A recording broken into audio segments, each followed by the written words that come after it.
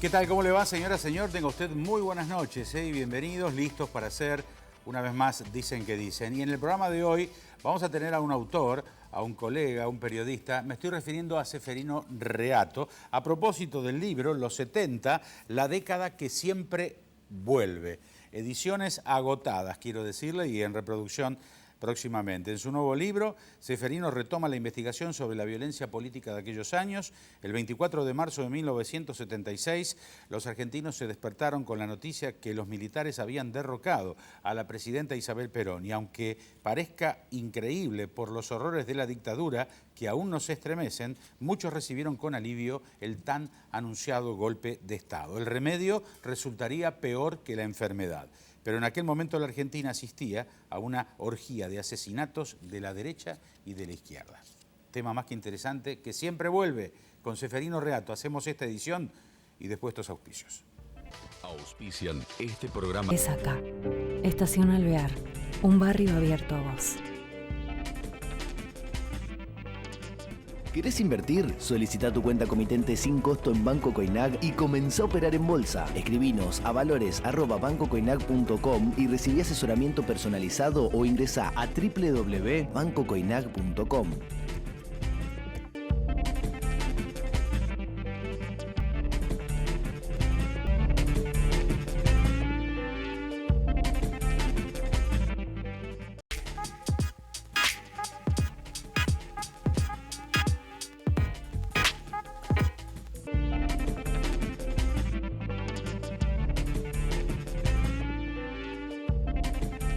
Grupo Petersen, desde 1920, construyendo el país. Helados La Montevideana, un helado que alimenta.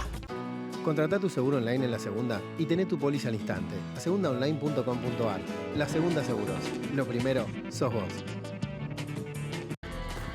Digital Sport Shopping Online. Artículos deportivos y de moda. Digitalsport.com.ar.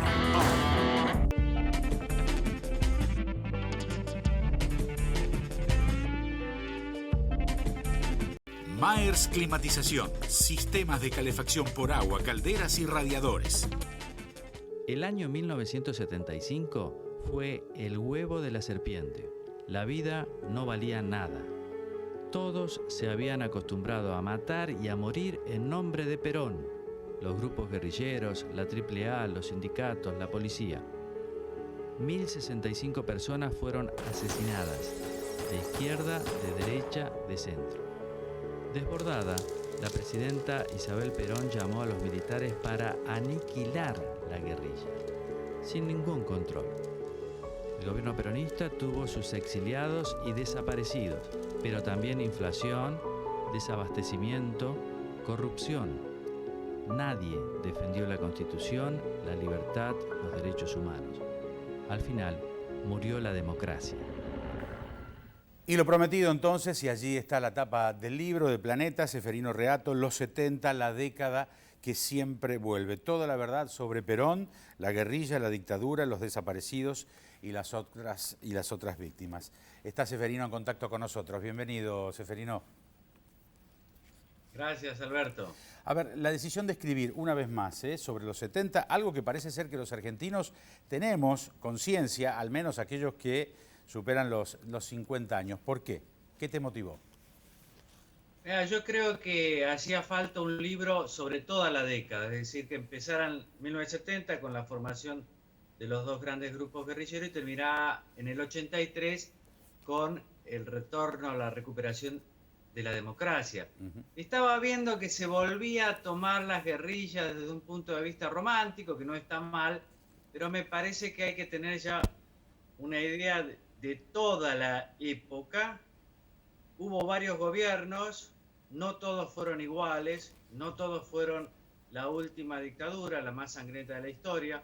Hubo 3 años donde gobernaron 4 gobiernos constitucionales del peronismo, es importante verlo eso, y hubo anteriormente gobiernos militares, dictaduras, pero un poco más blandas que la última, y me parece que todo eso había que compendiarlo y juntarlo, ver cómo cada uno de los actores, de los protagonistas, fue fue actuando, fue pensando, especialmente los grupos guerrilleros, los militares, los empresarios, los políticos, los sindicalistas.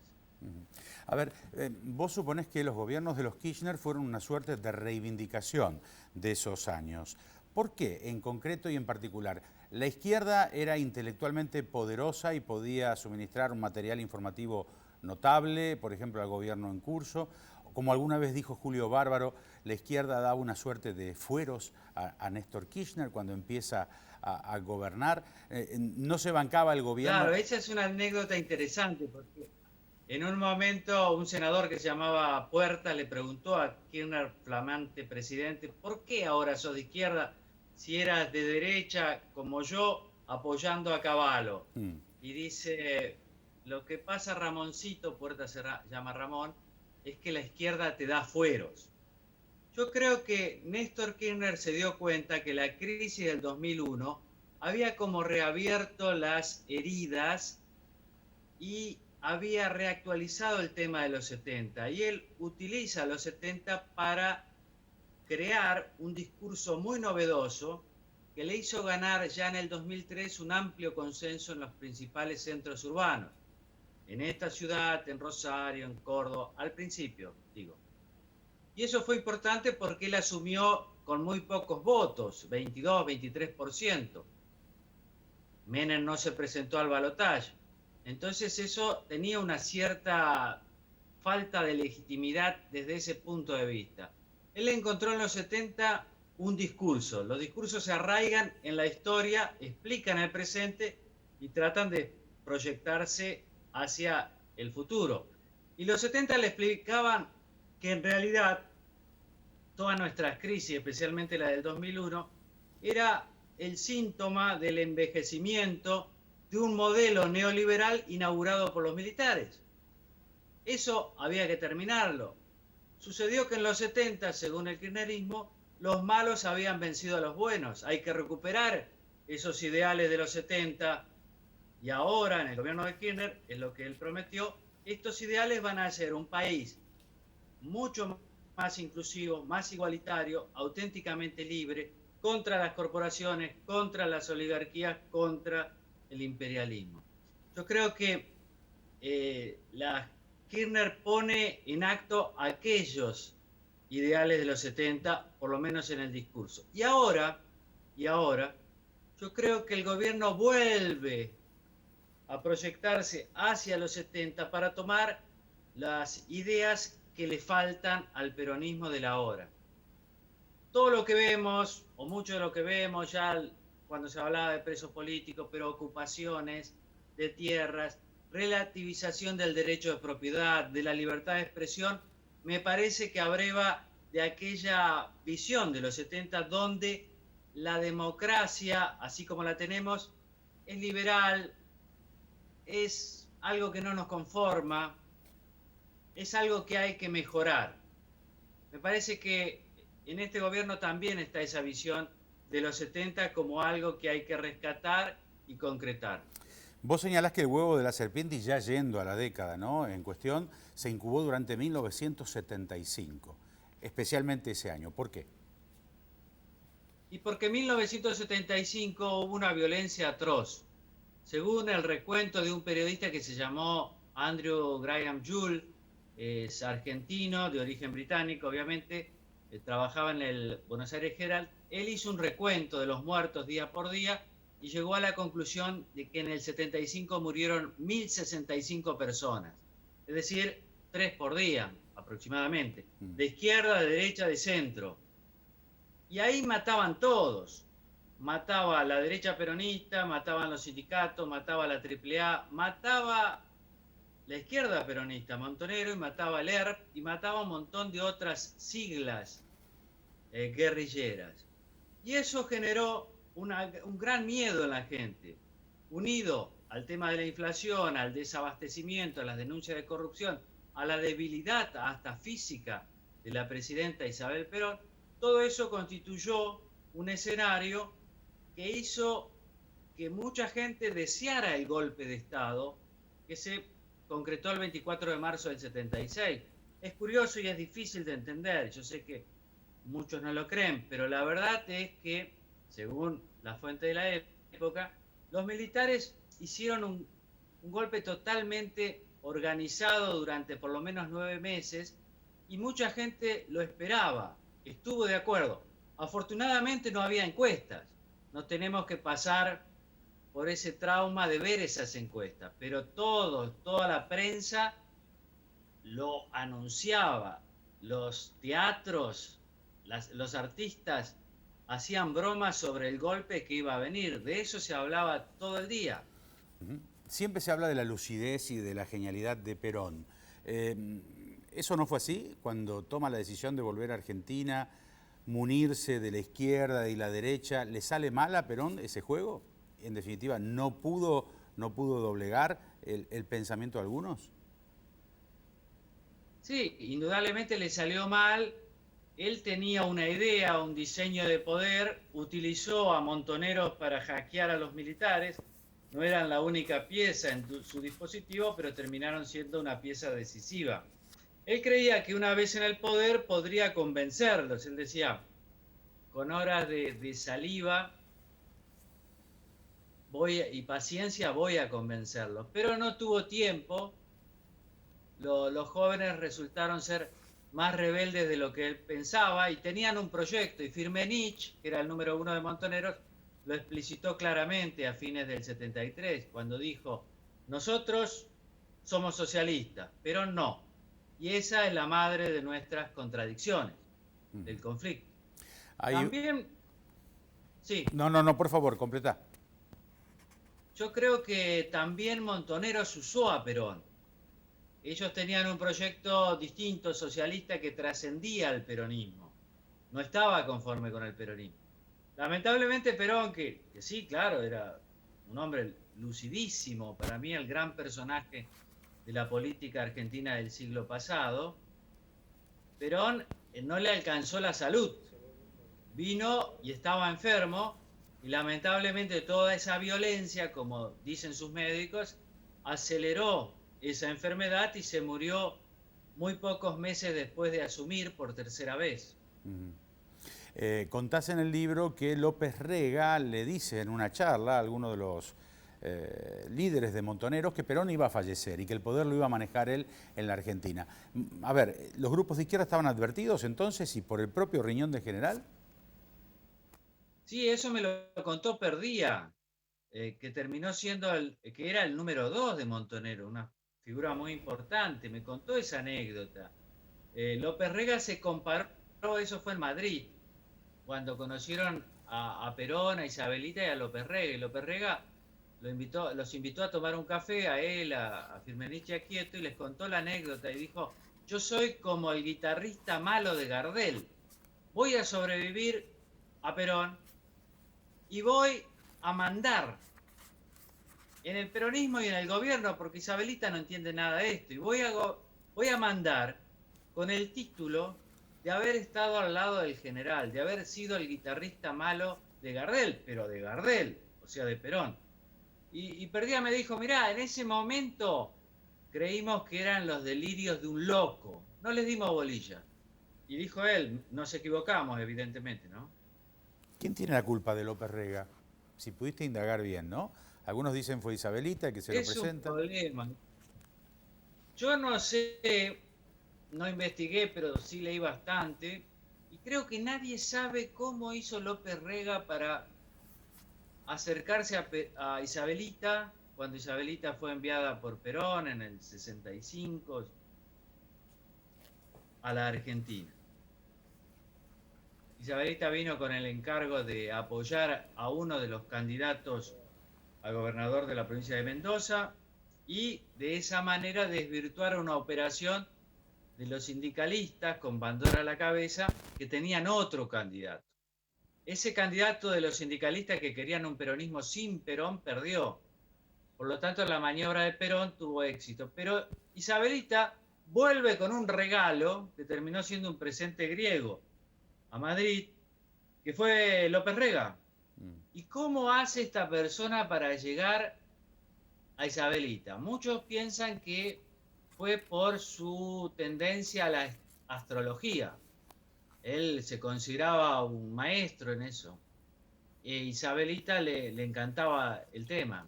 Puede ser, no lo sé. Otros dicen no, era un espía, un hombre de la CIA, lo metieron ahí. Tampoco lo sé. Pero lo cierto es que se lo llevó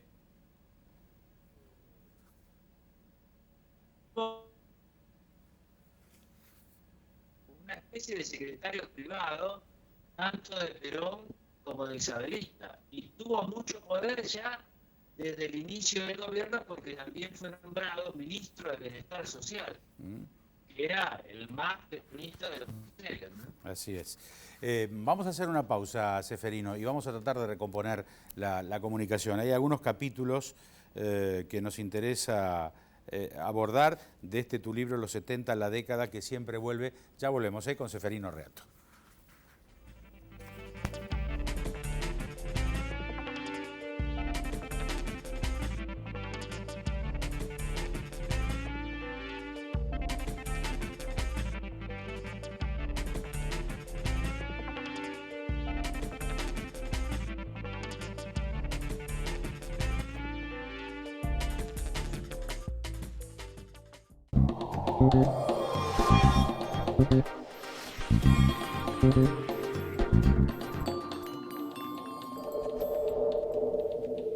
...91 años de historia.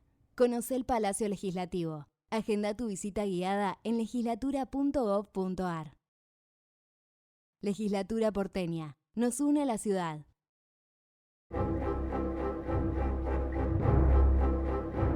Yo fui un salame. Creí que los brasileros en el Maracaná nos comían crudos. Yo fui una salame. Pensé que con Argentina no se le iba a dar nunca. Yo fui un salame. Después de los goles de Algeria y Aldo Sari dije, chao, nos vamos al carajo.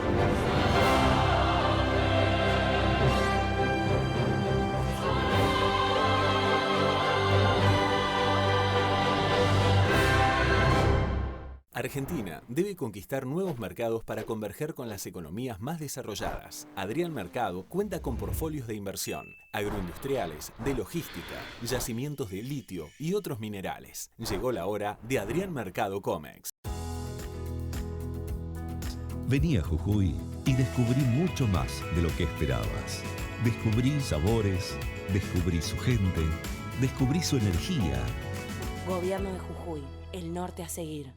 MSR Puerto Norte, más allá de un edificio, el lugar más seguro para que jueguen tus hijos. Un proyecto diseñado para que vivas mejor. MSR Puerto Norte, más allá de un edificio, calidad de vida. MSR Puerto Norte, más allá de un edificio, más allá de todo. Comercializa Lamelas, www.msrpuertonorte.com. Rosario más cerca, una ciudad para relajarse o mantenerse en movimiento. Un lugar para perderse y para encontrarse.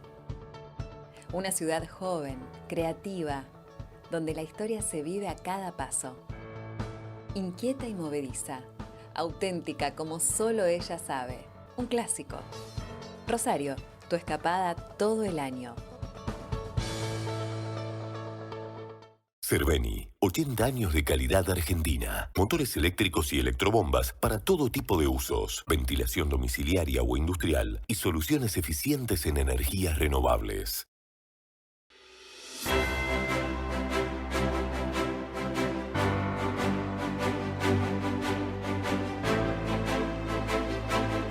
En Santa Fe, hacemos 1001 obras. Por primera vez en nuestra historia, hacemos 4 grandes gasoductos de manera simultánea. Gran Santa Fe, Gran Rosario, Regional Sur y Regional Centro Segundo. 700 kilómetros de rutas, puentes y caminos. Obras de energía eléctrica, acueductos, plantas potabilizadoras y redes de agua potable para más de 1.200.000 santafesinos y santafesinas que las esperaban. Hacemos y no paramos de hacer. 1001 obras. Hacemos Santa Fe.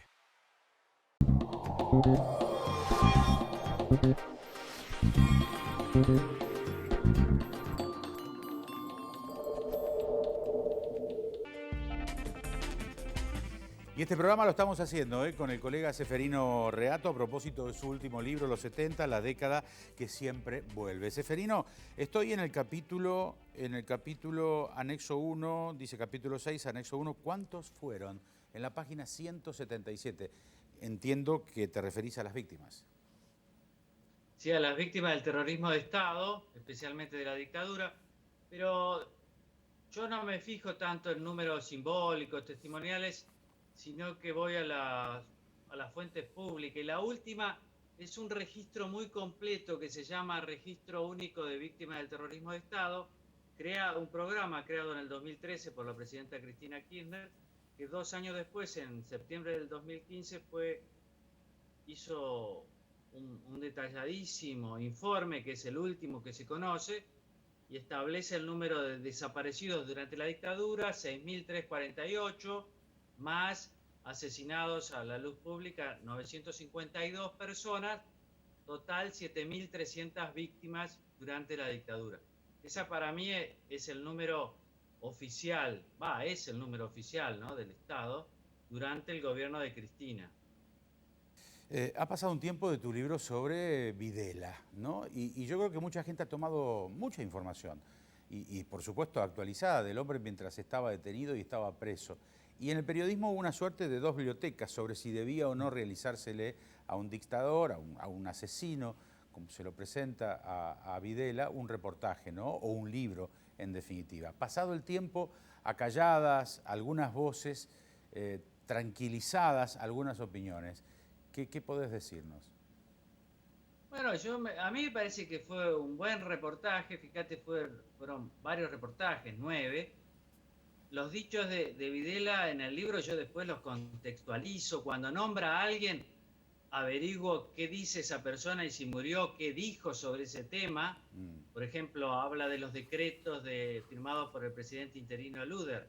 En el 75 dice, fueron una autorización para matarlo, dice él. Entonces yo voy a ver qué dijo Luder en su momento, porque ya murió, y digo lo que dice Luder. Y fue en el juicio de los comandantes, por lo tanto me interesa la sentencia en ese momento, que le da la razón a Luder, y pongo todo eso, es decir, hago lo que me parece que hay que hacer en periodismo, contextualizar e ir a todos y favorecer un diálogo intersubjetivo, no quedarme con una sola versión. Pero me parece que yo creo que modestamente estuve bien, creo que había que entrevistarlo, y me parece que así, yo creo que hay que entrevistar a todos, especialmente a las personas que han causado tanto mal también, porque son protagonistas de la historia más allá de lo que yo piense. Después el otro tema, para mí es un dictador, un asesino, pero poco importa en realidad que lo diga yo. Lo que a mí me interesa es que él hable, explique, que yo lo interpele, que le repregunte, y después que la gente saque sus conclusiones. ¿Vos creés que subsiste esa patria socialista, esa patria peronista, esa patria militar hoy en día? ¿Hay una lucha intestina al respecto por alguna predominancia? ¿O estamos hablando definitivamente del pasado? Las 3 fracasaron, pero veo que hay peronistas que dicen que hablan del modelo peronista todavía. No consigo que me lo expliquen bien, pero es como una idea. Respecto del socialismo, hay gente que sigue defendiendo el socialismo y dicen Cuba es socialista y Chávez y todo eso. También me parece otro fracaso sonoro en todos lados, y los militares también, otro fracaso. Creo ahí que están más derrotados. De todos modos, uno de los problemas que tenemos es precisamente la ausencia de proyectos políticos más o menos redondos que no hayan fracasado en la Argentina. Y eso explica también los 70. Mucha gente se involucró en estos 3 proyectos de país, en estas 3 patrias. Por eso es algo que nos sigue interpelando los 70. Cuando decís y escribís sobre el legado y el epílogo, ¿a qué te referís? Y yo me refiero a 2 cosas importantes. Primero, la revalorización de la democracia. Segundo, la revalorización de los derechos humanos, la vida en primer lugar. Eso son cosas nuevas. son invenciones recientes para nosotros. En los 70 nadie defendía la democracia, salvo algunos grupos, ¿no? Nadie defendía los derechos humanos, porque la mejor prueba es que se sucedían los gobiernos militares, y la segunda mejor prueba es que toda esta violencia política se explica porque hubo sectores sociales que estaban de acuerdo en que en las muertes, en los secuestros, en las extorsiones, en los atentados, en las bombas, hubo gente que decía, y bueno, algo habrán hecho del lado de la derecha. Del lado de la izquierda decían, se lo merecen. Era un sindicalista, era un empresario. En fin, todo este lenguaje de sangre tenía un contenido político, un significado político para mucha gente. Sin ese aval no hubiera habido violencia política. Y eso, afortunadamente, ya no existe. Bueno, le digo a la gente que quise conseguir el libro y es bastante difícil, porque ya hay 1 o 2 ediciones agotadas. No, la cuarta. Ahora hicieron una importante, pues estaban un poquito dormidos en la editorial, así que tiene que estar por llegar a todos lados, a Rosario en especial, muchos ejemplares. Seferino, queremos agradecerte este rato, ha sido muy amable. Un abrazo grande. Gracias, Alberto, gran abrazo. Ahí estaba, el colega Seferino Reato. Sugerencias a dqd@fivertel.com.ar. Nos vamos a reencontrar la próxima semana. Han sido muy amables. Auspiciaron este programa. Es acá. Estación Alvear. Un barrio abierto a vos. ¿Querés invertir? Solicita tu cuenta comitente sin costo en Banco Coinag y comenzá a operar en bolsa. Escribinos a valores@bancocoinag.com y recibí asesoramiento personalizado o ingresá a www.bancocoinag.com.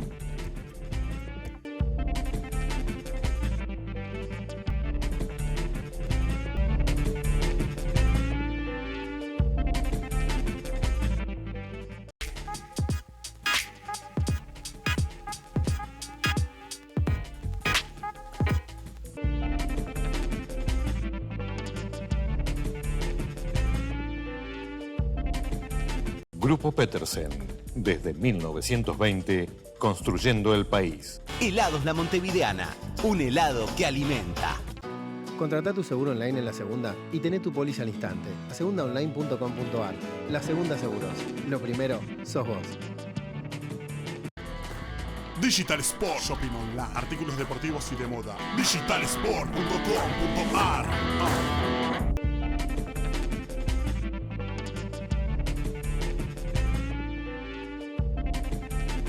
Maers Climatización. Sistemas de calefacción por agua, calderas y radiadores.